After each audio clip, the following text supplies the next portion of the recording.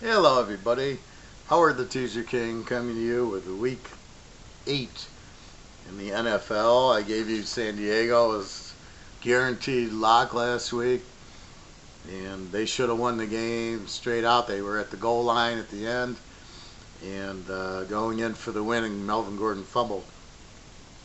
I thought Eckert got in on the pass 2 plays earlier, and it's just funny. The whole field, the refs can't make a good mark, right? They just put the ball down.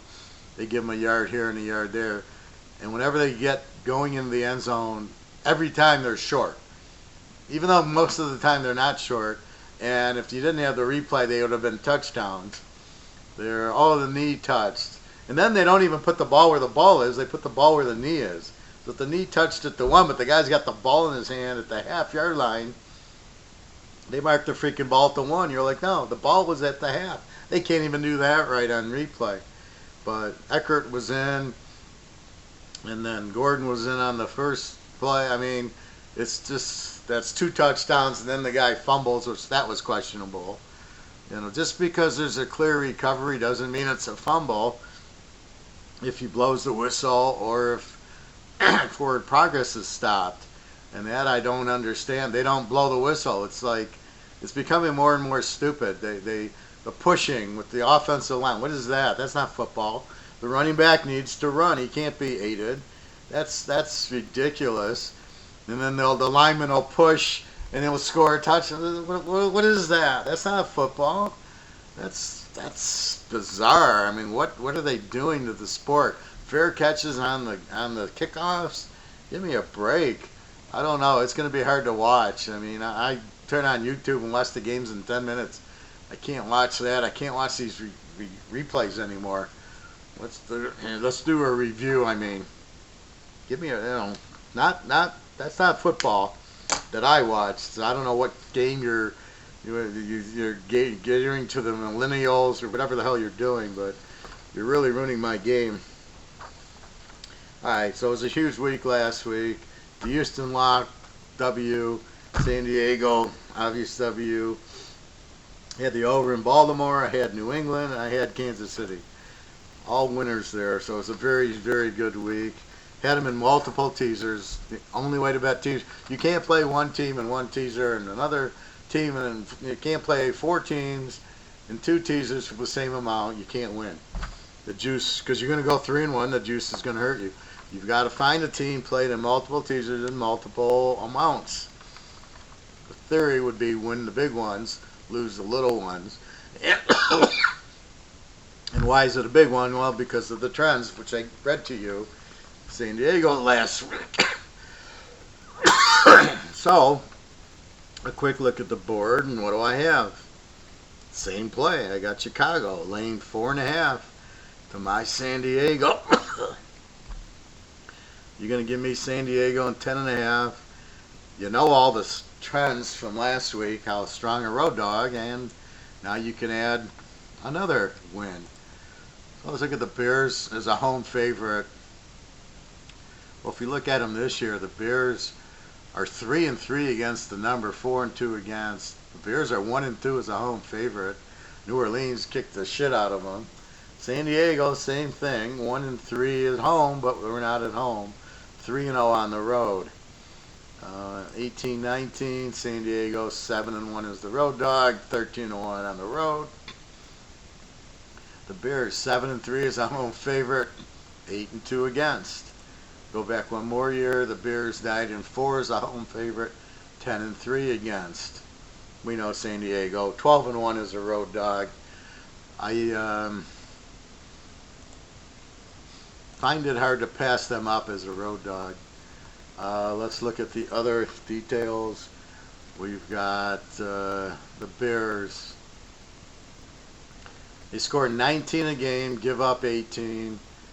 You're back with Trubisky, who's lousy. I don't know why anybody thought he was so good when he played a year at North Carolina. You've got to understand, these quarterbacks got to play 3 years of college. And you can't, they've got to be seniors and have gone through the system and played at least the junior and senior year. I'll give you that they maybe not played the sophomore year, but you can't take a quarterback with 1 year. He played his senior year and he did good in college. They did good against North Carolina State. So he throws for 210 a game, runs for 70. They're not even running the ball. He had a whole 280 yards. Tennessee got more yards. They got 337. They actually throw and run better than Chicago does. Against San Diego, they score 20 a game and give up 20 a game. Rivers throws for 300. They run for 74, but a lot of their running are these short passes to Eckhart. It used to be to Melvin Gordon, and 377. So again, you have good defense in San Diego. It's a good under game, but the over-under is 40. Let's say the over-under was 45. I'd be more apt to take it under. But in this situation, and we can look at the quarterbacks, but I don't think it really has much of a thing here. Phillip Rivers, 11 touchdowns, 6 picks, 300 yards per game, and his 66% completion. I guess we can look at Trubisky. I mean, he's 64%, 5 touchdowns, 2 interceptions. Of course, he's missed a few games, but he only throws for 167 a game. Doesn't throw long. So, what do you have here? Again, a weak home favorite. Excellent road dog. I'm in Seattle. You get 10.5. Chicago's got problems. I mean, to get dominated by New Orleans, the only score was really a kickoff return until late in the fourth when they're already down 30 points. And the fact that New Orleans with Teddy Bridgewater put up 35 points on them is unbelievable. I couldn't believe it. I had the game under, and I was like, oh, okay, well, the kickoff return, that's going to hurt me. And I was surprised New Orleans scored that. But if New Orleans scores 35 on you, what is San Diego going to do with Rivers, with good quarterbacks, right? Rivers and all his, and Allen and Eckhart and those guys. Good tight end, Hunter Hurst Hemsley or whatever the guy's name is. Cooper. And so the play here is San Diego getting 10.5. Very good play. Again, Chicago's defense it's just not there. I mean, Oakland lit them up. I mean, what was going on with that? And then, and now you got New Orleans with, if it was Drew Brees, I could understand him lighting it up, but not Bridgewater. So here comes Rivers into town. It's almost identical to the last game. Tennessee, a weak offensive team, just as I thought. What was the score? 23-20. San Diego should have won 27-23, but if you notice what happens, San Diego gives up 20 a game, gave up 23. Tennessee gives up 16 a game, gave up 20. So it was really close to their averages. It was exactly the game I thought, and I thought San Diego was going to win it, and I was surprised at the end when they fumbled. Same game here. Chicago, they don't blow you out, and their defense looks suspect. I mean, they had good games against Minnesota and Green Bay early in the year. I don't know if there's injuries or what happened, but they're not the same, or that's the preseason with Green Bay. If Green Bay played them now, I guarantee you they'd put up 30 points. It wouldn't be 13-3 or whatever. So, Chicago's defense is not as strong as thought. So anyway, like San Diego and 10.5 there. That's not my lock. I do have a pro college lock, and I like quite a few of the board. I don't know. I see about 4 or 5 really strong games, and then some average games that, let's see how we trust it. Can I trust the Rams? Can I trust New Orleans as a favorite in Houston?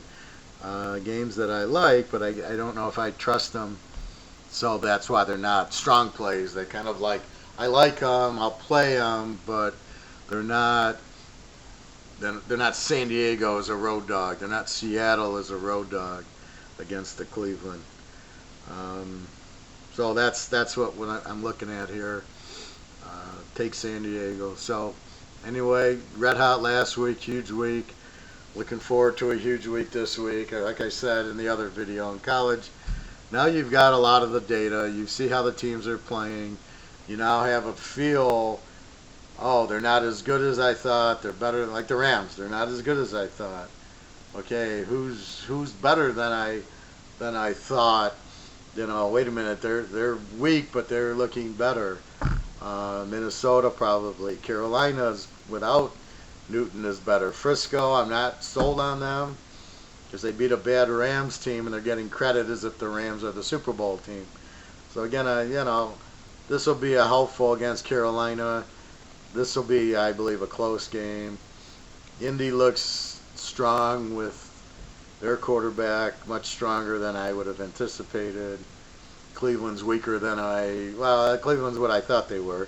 I never was sold on Cleveland being strong until you win your division and beat good teams. I don't think you're very strong, and that's the whole key. Buffalo, I don't think they're there yet. I'm not sold on them, or Jacksonville. And so you're just looking at the teams and going, like I said last week, it's very hard to find favorites that you can count on. Very, very slim pickings in the favorites. I can't trust Frisco. Houston should beat Oakland. Can't trust them, though. And New Orleans, now you're laying 9-10 points to Arizona, who's getting better, but not great. But their offense is starting to look better. So, that's the thing now. The teams, I can avoid the pitfall. Before, I might play the Rams laying 12.5 to Cincy, cut them to 6.5. It's the Rams. Not now. I'm not on the Rams at all this week. Too many points. If I can't get that thing under 3, I'm not touching it. Cincinnati's not that. They're a bad team, but even Miami played Buffalo well. They don't get the onside kick and take it in for a touchdown. Who does that in the pros? It's a 3-point game. So Miami stood right with Buffalo. So that's why I'm certainly not sold on Buffalo. Anyway, yapping along. Take San Diego plus 10.5. Not a lock, but a very strong play. Play it strong. Play it in a couple teasers. You got the college game, and come on aboard, and we should have a very strong week after last week's very strong week. I felt really good, mostly for my customers. We had a couple of, the Dallas loss to the Jets, I think, hurt. That should have been an easy winner. And that's the other problem I have. Dallas goes to the Jets and gets killed. It was close, but it really wasn't. Then they go pound Philly, and you're like, okay, if you can blow out Philly, you couldn't beat the Jets? Doesn't matter if games in New York or Dallas. It's pros. But then you see New England play the Jets and murder them. And that's the difference. New England goes into the Jets and kills them. Dallas goes into the Jets and loses. That's your coach. Why was the defense so poor and then New England shuts them out? Just watch the damn New England film of New England against the Jets in Week 3 in New England. See how they beat them and do it. It's not hard. So, anyway, that's where the problem lies. Is you say Dallas will beat the Jets easy off of 3 losses in a row. They get 2 losses. They have to win, and they lay an egg. Now they really have to win, and they beat Philly. And it's like you couldn't play them because you couldn't beat the Jets. They're going to beat Philadelphia. So that's really what's happening. So now I got a better feel of the teams, and it's always the coaching. It's always, you bet on Lombardi, you bet on Noel, you bet on Don Shula, Jimmy Johnson, Parcells. You bet on the coach, and you're going to make a lot of money. And finding the coaches in pro football now, they're all these offensive gurus, and the problem is you have to run the ball to win, and you have to play defense. Otherwise, I'm not betting you. I'm not betting offensive teams because they'll throw 3 or 4 interceptions because the defensive team knows how to shut them down, and then you're done. All right, everybody, www.teaserking.com. Big week this week. A lot of high pairs come on along. All right, I'm looking for a big week. A lot of customers. All right, great week. www.teaserking.com. Thank you.